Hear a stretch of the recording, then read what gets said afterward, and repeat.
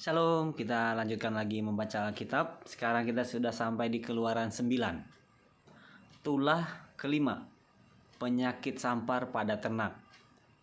Berfirmanlah Tuhan kepada Musa, "Pergilah menghadap Firaun dan berbicaralah kepadanya. Beginilah firman Tuhan, Allah orang Ibrani. Biarkanlah umatku pergi supaya mereka beribadah kepadaku. Sebab jika engkau menolak membiarkan mereka pergi dan masih menahan mereka, maka ternakmu yang ada di padang, kuda, keledai, unta, lembu, sapi, dan kambing domba akan kena tulah Tuhan, yakni kena penyakit sampar yang dahsyat. Dan Tuhan akan membuat perbedaan antara ternak orang Israel dan ternak orang Mesir, sehingga tidak ada yang akan mati seekor pun dari segala ternak orang Israel.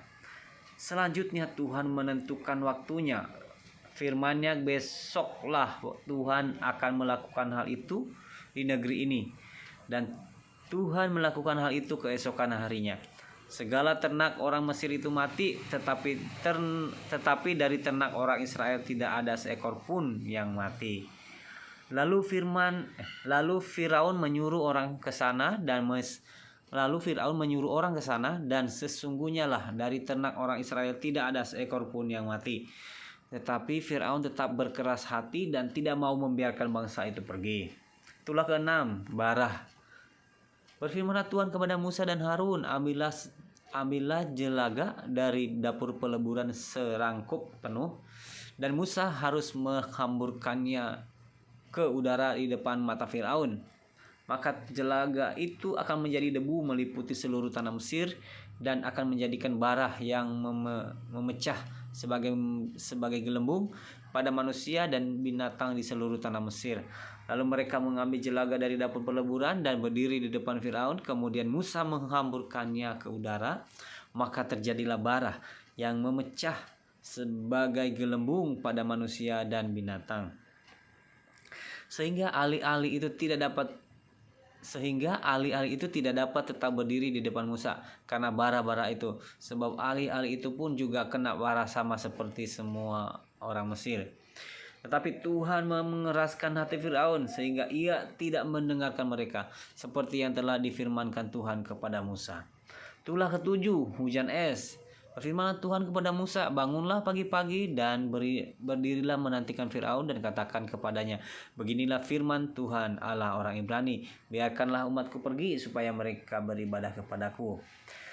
Sebab sekali ini aku akan melepaskan segala tulahku terhadap engkau sendiri, terhadap pegawaimu dan terhadap rakyatmu, dengan maksud supaya engkau mengetahui bahwa tidak ada yang seperti aku di seluruh bumi. Bukankah sudah lama aku dapat mengancungkan tanganku untuk membunuh engkau dan rakyatmu dengan penyakit sampar, sehingga engkau terhapus dari atas bumi?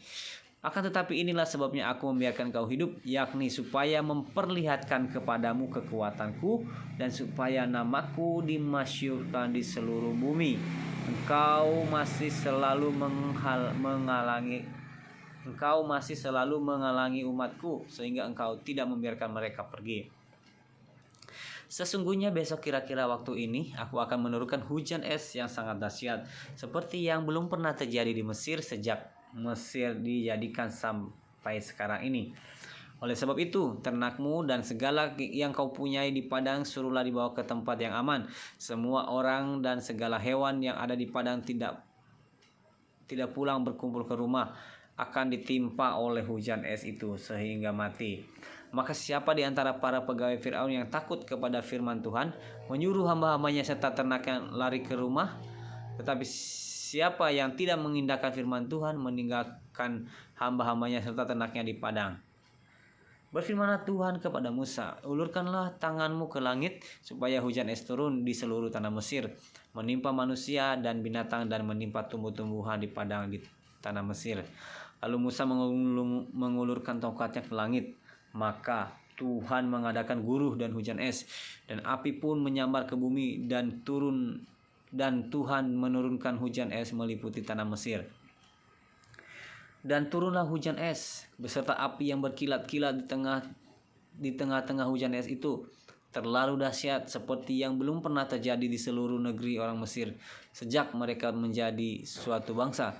Hujan es itu menimpa binasa segala sesuatu yang ada di padang di seluruh tanah Mesir, dari manusia sampai binatang. Juga segala tumbuh-tumbuhan di padang ditimpa binasa oleh hujan es itu, dan segala pohon di padang ditumbangkannya.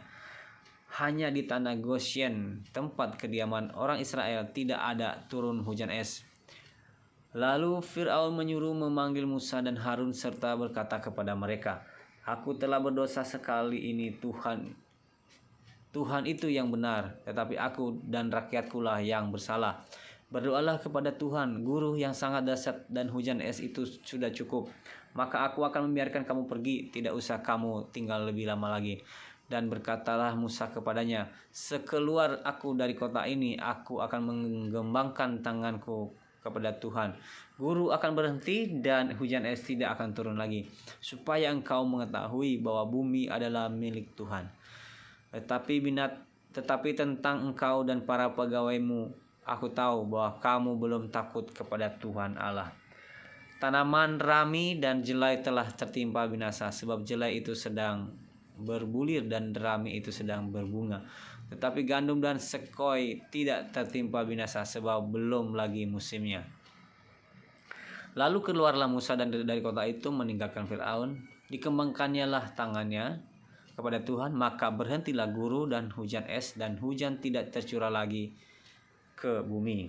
Tetapi ketika Fir'aun melihat bahwa hujan es dan guru telah berhenti, maka teruslah ia berbuat dosa. Ia tetap berkeras hati, baik ia maupun para pegawainya. Berkeraslah hati Fir'aun, sehingga ia tidak membiarkan orang Israel pergi, seperti yang telah difirmankan Tuhan dengan perantaraan Musa. Demikian membaca Alkitab hari ini. Terima kasih. Tuhan Yesus memberkati. Salam.